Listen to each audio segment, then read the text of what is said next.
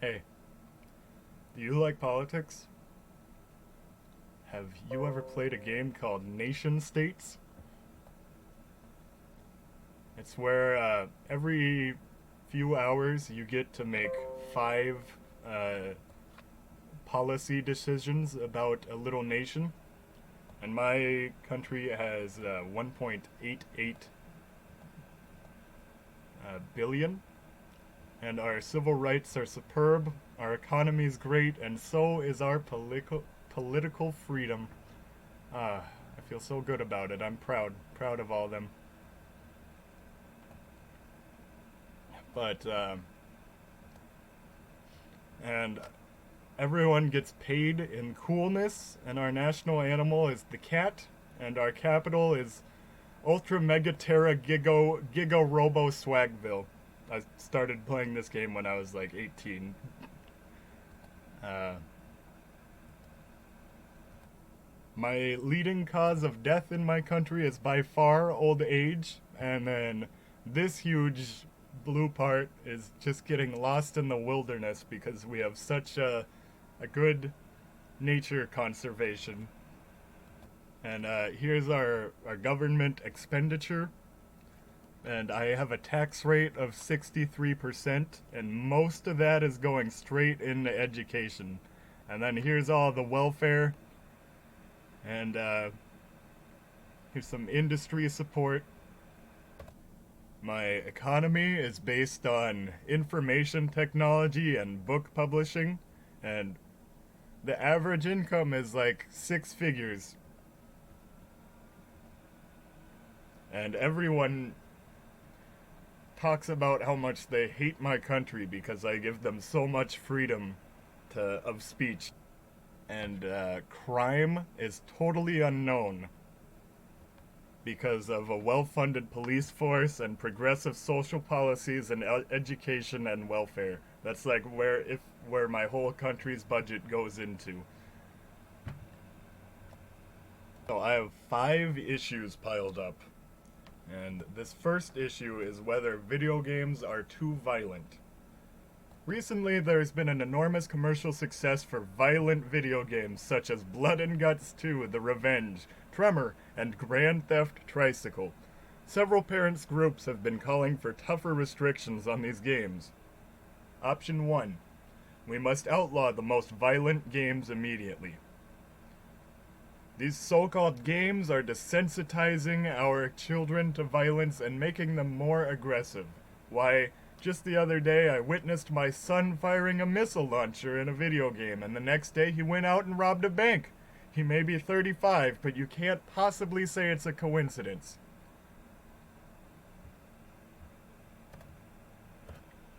"Oh noes!" cries Deathmaster Steetmaster 69, one of Cooliosis' foremost authorities on video games.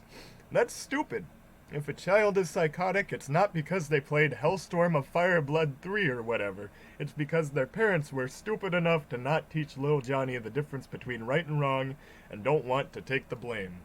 Just because I like to nuke countries and games doesn't mean I like to shoot people in real life. That's false data. So just relax and let the kids play their games, okay?"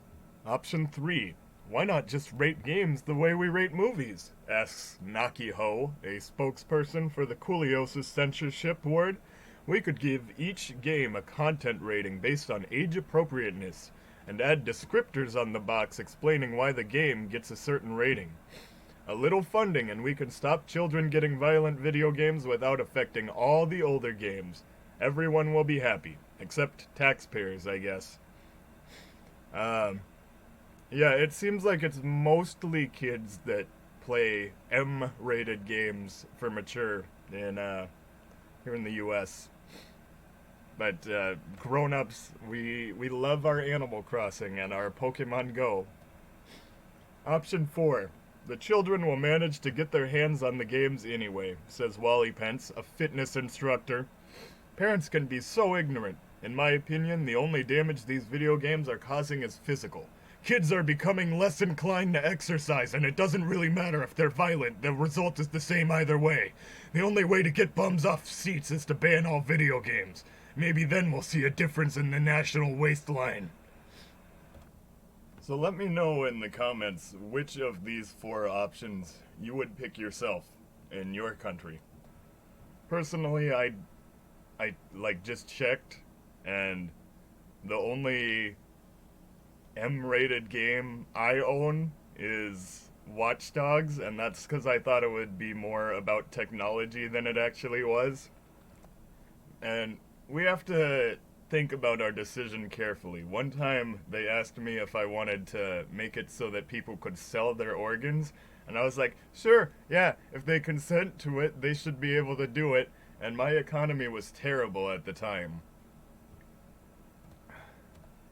But after I said yes, my economy went from very bad to above average, and I realized that too much of my economy was based on organ sales.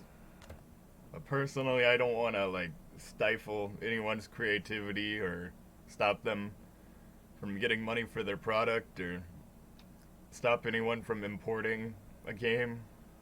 So I'm just gonna go with having the rating system, even though that does nothing for us.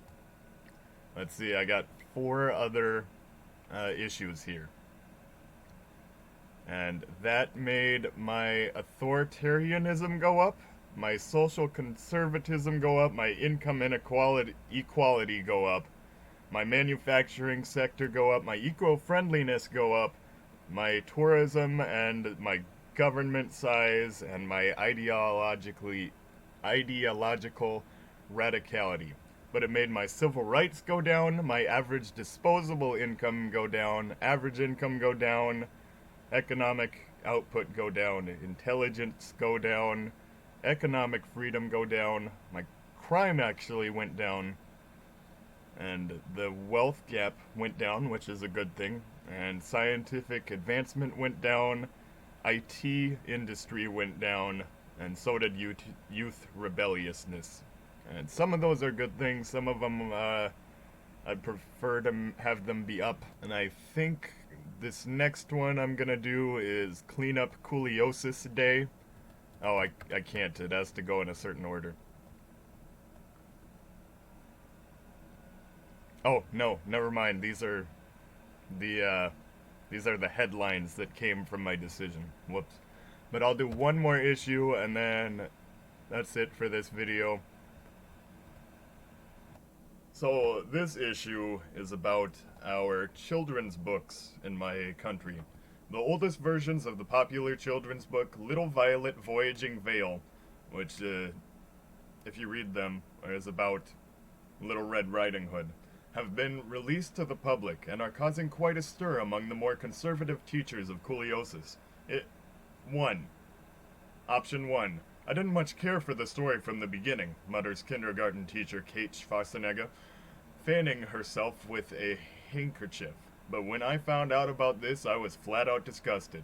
Did you know that in one of the original versions, both of them are voraciously eaten by the wolf, while another shows the protagonist actually eating the grandmother? These stories were obviously not made for kids, and it is revolting that we still encourage our children to read these same stories with a bit of sugar coating. We must ban stories like these from ever being sold.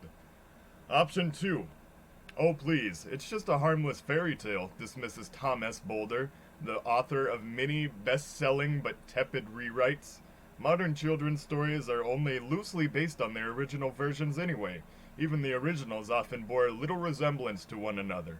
Just incentivize authors to focus on the gentle and positive aspects of these lovely stories, like in my version. Miniature yellow traveling goods salesman, and no one should have anything to worry about. Option 3. You shouldn't shelter children from any of these books, period. Roe Jennifer complains, thumbing through a copy of an unveiled original with terrifying cover. Heck, they used to be around to make sure kids don't end up in a similar situation. If you put so much as a dusting of sugar on them, they'll be pointless. We should be encouraging kids to take a look at the darker original stories so that they can begin to see the blood-drenched, brutal, naked reality of the world as it truly is. And the fourth option is always to dismiss the issue. I will always think that bad things happening in fiction and the rest of us knowing about it will be better than the rest of it happening in real life. So I'm going with option 3, where we don't do anything about it. The talking point. Preschools now put children down for naps with milk, cookies, and a gruesome story of vengeance.